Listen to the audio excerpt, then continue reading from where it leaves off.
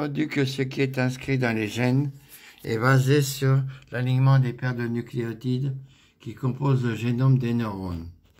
Pour bien comprendre ce phénomène, il faut se rappeler que la correction de l'alignement des paires de nucléotides qui intervient après la mitose s'effectue grâce au parcours du génome effectué par une enzyme ADN hélicase, communément appelée enzyme correctrice.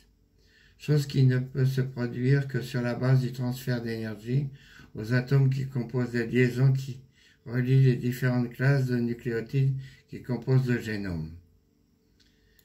De cette façon, cette enzyme ionise ces atomes de liaison. C'est pourquoi ces liaisons se rompent.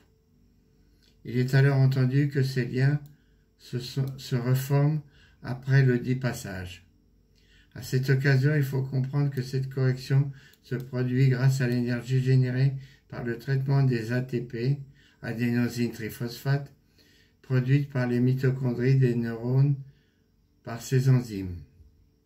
Lorsque l'énergie émise par les récepteurs corporaux, qui sont liés à l'exécution d'une certaine classe d'activité génétique, est transmise aux neurocérébraux correspondants au moyen des nerfs appropriés, se produit ce que j'appelle l'activation de la section du ou des gènes concernés, correspondant à la dite activité corporelle, activité qui concerne la réponse de ce qui est capté.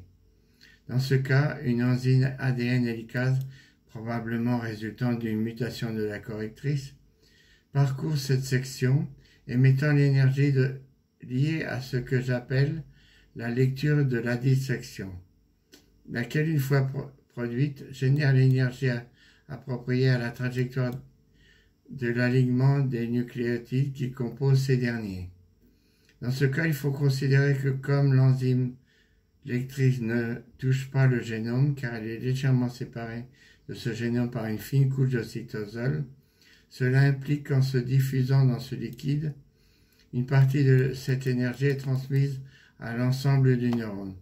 Par conséquent, le dit neurone le transmet à ceux avec lesquels il est connecté. Ces derniers l'amplifient et ensuite la transmettent à leur tour aux autres qui composent la moelle épinière, puis aux différents nerfs qui contrôlent l'action des muscles concernés, causant ainsi l'activation de ces derniers. De cette façon succèdent les activités corporelles correspondantes aux informations captées.